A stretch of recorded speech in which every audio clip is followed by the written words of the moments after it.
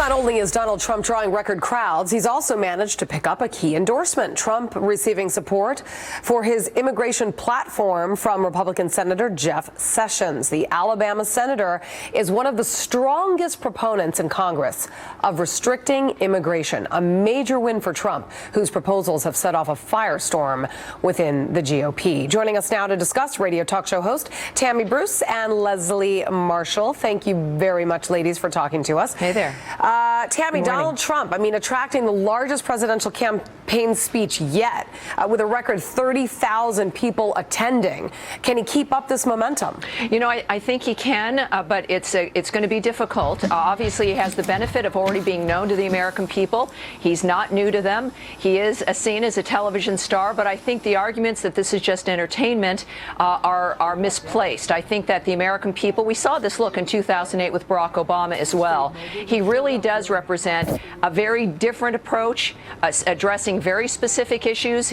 Now he's also changed into actually dealing with the details of the issues. He wasn't doing that in the beginning. And I think that for those who think that he's peaked or this is going to stop, are misguided in a bit. I think that this is something that is very new. The environment's new. He's a different kind of candidate. And look, I like it. He's not the top of my list. He's about the third down. I'm for Fiorina Walker and then Trump. But I do think that there's an excitement that is alleviating the depression in the nation, that even could help the economy. It reminds people that anything really is possible, and that's why he's got such enthusiasm now. Leslie, how are Hillary's troubles maybe helping Trump gain more supporters? Oh, I don't think Hillary's supporters are people that would leave Hillary to go for Trump. I think maybe they're going for Bernie Sanders. I do agree with some of what Tammy has said, however. This guy is a celebrity, and I think people are caught up in the celebrity. We saw that here in California years ago with Arnold Schwarzenegger, who was successful at his bid for governor, largely running on his name. But the problem here is, with the exception of immigration, he talks a good game, but he is going to be standing up against men and one woman who are going to, on the Republican side, be very specific regarding policy. At the end of the day, Americans aren't just going to vote for somebody with a big name and a celebrity and who they like. They really have to see a policy and a plan for America that they can buy into. Leslie, I have to disagree with one point that you made. I mean, if you say that, they're going to go for a Sanders and not a Hillary, when you look at Donald Trump and you look at Hillary Clinton, the reason why I believe a lot of people are more turned off by Hillary and turning toward a Donald Trump is the one reason in that he is not a politician. It's not more of the same old in Washington, and a lot of the repeated lies that come out of Washington, and then the trust factor. I mean, all of that said, that is why Carly Fiorina, Ben Carson, and Donald Trump, in fact, are surging in the polls, because people are sick and tired of it, Tammy. Yeah, look, I think it's not just Hillary. It's also the idea of Jeb Bush. The notion of a Bush-Clinton face-off is really putting a lot of people, it's upsetting a lot of people. So you're looking at this really being about the system and the establishment versus business people. We've given them decades, if not the last 100 years, to try to fix things, and they've made it worse. So I think that is feeding into the enthusiasm of the anti-Hillarys and also the anti-Bush dynamic. So I want you both to react to this, because when we talk about these interviews that the presidential candidates give to the press, we're all watching. We're expecting to hear someone that sounds presidential.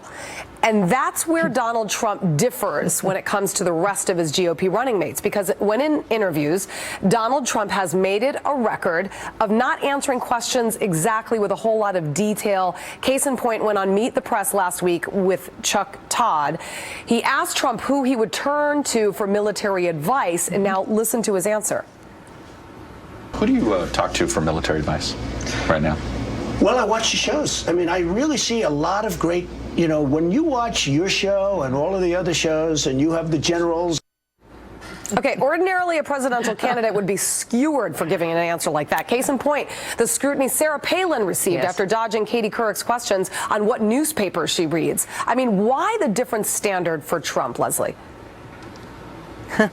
I think, honestly, I can't even give you a 100% answer on that, except to say that this is a guy that's taking over the Teflon label from former President Bill Clinton. This is somebody that gets something thrown at him. He can turn it around. He can twist it. He can be completely hypocritical. He can flip-flop, talk out of both sides of his mouth, be pro-life, pro-choice, pro-life again in a 72-hour period, and nobody flinches. But this is going to be a problem, I feel, in the long run, because one of the things a president needs to be, or two of the things I think a president needs to be to a certain degree, are one, certainly diplomatic, and I don't think Trump plays nice with others. And two, there has to be a certain degree of humility. And we don't see either of this in this man, which will be difficult getting along with the international community if he is elected. Yeah. So, I mean, Tammy, final word from you. I mean, and is anyone in the Republican Party capable to catch up to Trump at this point? Look, we've got a president now who doesn't say very much and is supposed to be the king of calm, and look at the disaster we have on the international scene.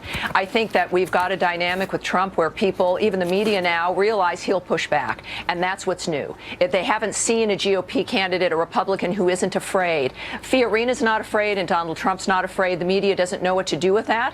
We like it so far, but he is going to have to give some details. And it's early enough in the game to where we can enjoy this and we can watch and see how it plays out. In the meantime, I think America's in a much better place because we've got a great lineup on the right, and we'll be in a better place next year, I think. Radio talk show hosts Tammy Bruce and Leslie Marshall. Thank you, ladies. Very interesting stuff.